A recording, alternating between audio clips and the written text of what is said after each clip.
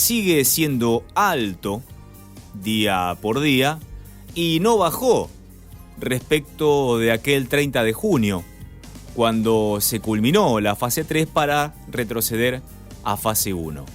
¿Qué es lo que no estamos entendiendo o qué nos estamos perdiendo quienes no estamos al tanto de las estadísticas? Es la pregunta que le vamos a trasladar ya mismo a Rodrigo Quiroga, bioinformático, que está permanentemente estudiando el detalle de los números y que lo comunica muy bien a través de las redes sociales, sobre todo a través de Twitter. ¿Qué tal, Rodrigo? ¿Cómo te va? Gabriel Prosperi te saluda. Hola, Gabriel, buen día. Un gusto como siempre. Bueno, ahí está la pregunta. ¿Por qué si tenemos muchos contagios flexibiliza el gobierno? Bueno, primero que lo que hay que decir es que hay una demora que es bastante complicada de explicar con respecto a los casos que se van reportando a diario, ¿no? Uh-huh. Cuando los casos que se reportan hoy, en realidad es gente que se contagió hace muchos días, entre 5 y 15 días. Eso es normal por el periodo de incubación del propio virus, ¿no? Uh-huh.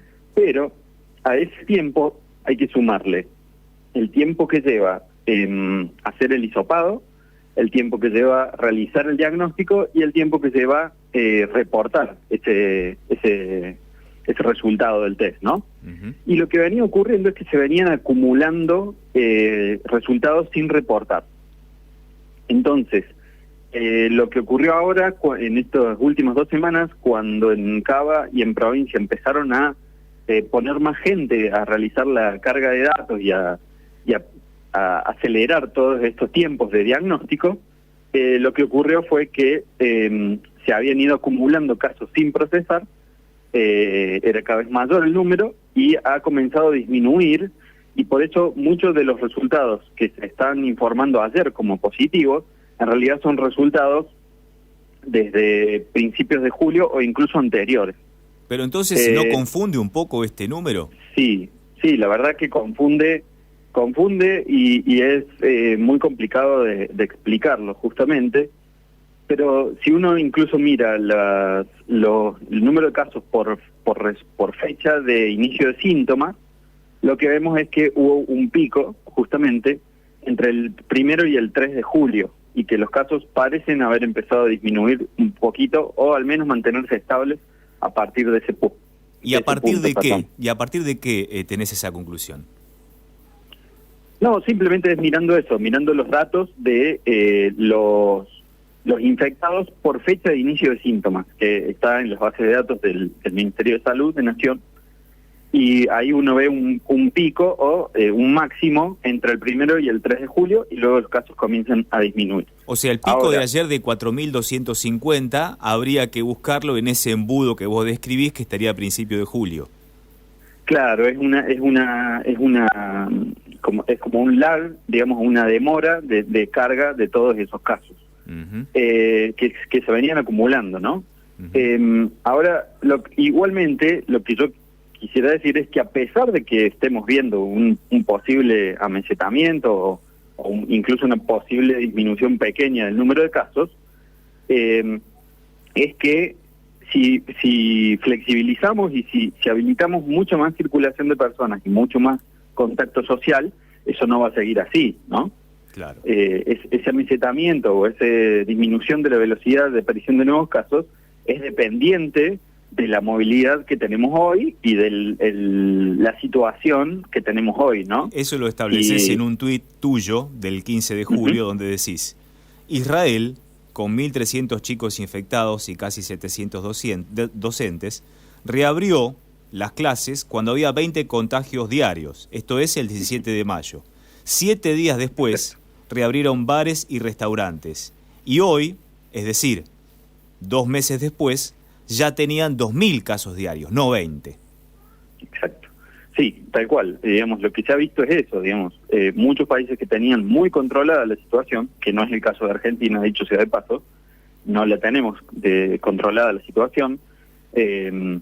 Cuando empezaron a reabrir algunas actividades que parecen ser claves, vieron realmente una explosión de contagios, por lo cual yo creo que hay que tener muchísimo cuidado con la flexibilización. pero igualmente entiendo que las flexibilizaciones que se van a anunciar hoy serían de actividades que implican poco riesgo de contagio, como es las salidas a tomar un poco de aire, digamos, o a dar una vuelta, y los comercios barriales. Es decir, daría la sensación de que las autoridades sanitarias lo que están tratando es de ganarle días al invierno, ¿no? Apuestan a pasar el invierno y a que llegue en todo caso la temporada de primavera-verano con un sistema sanitario que pueda aguantar lo máximo posible. Esa me parece que es la idea hoy por hoy.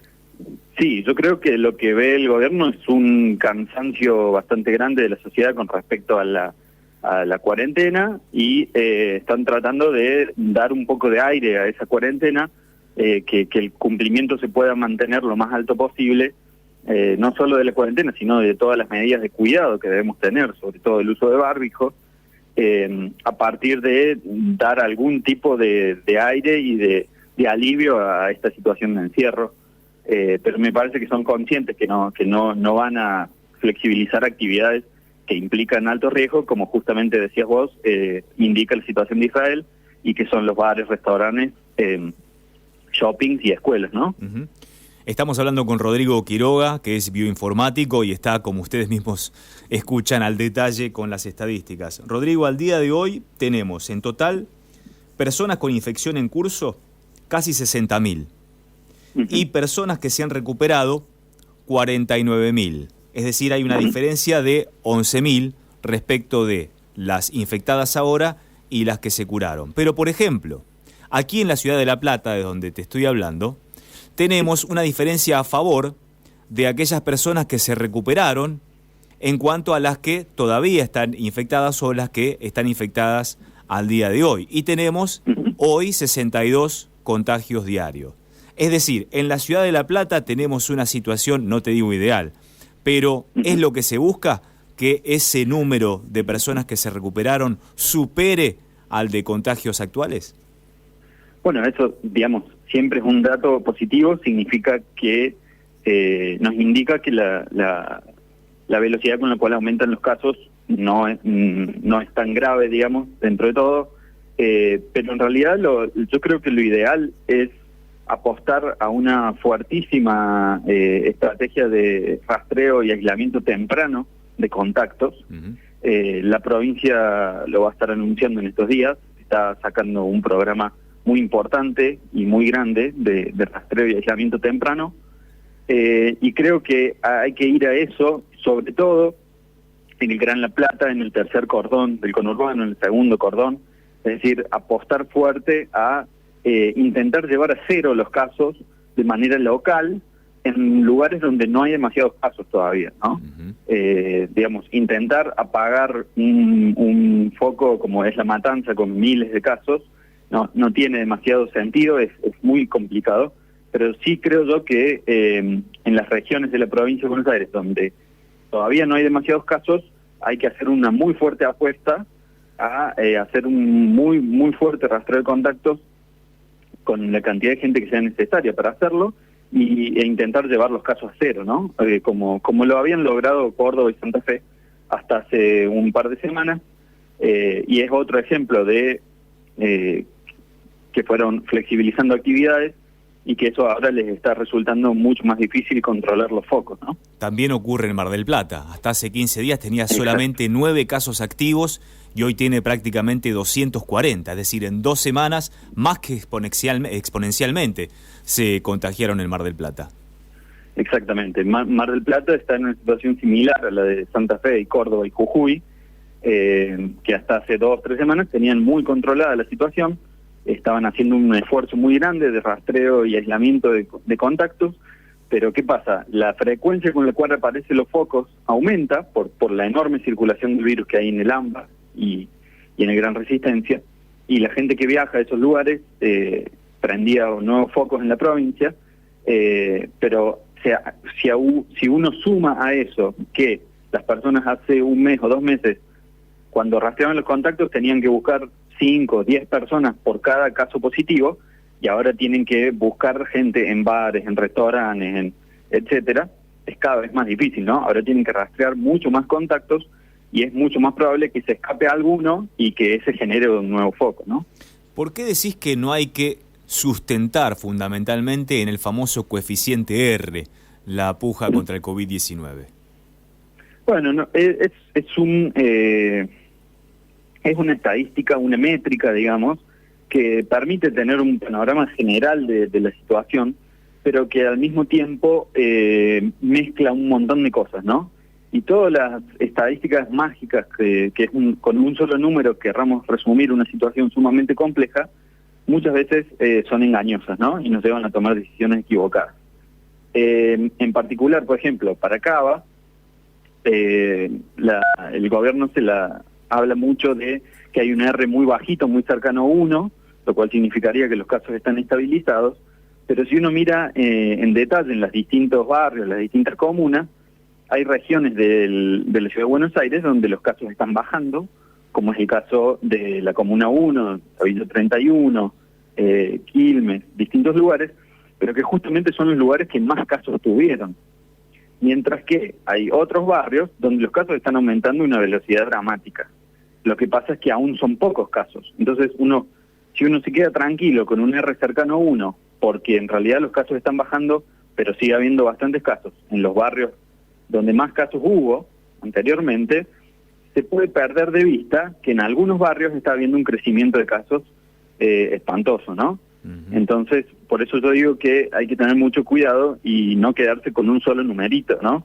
Uh-huh. Hay que mirar la situación en su totalidad, e incluso la ocupación de camas privadas, por ejemplo, en la Ciudad de Buenos Aires está aumentando de una manera alarmante, ¿no? Uh-huh.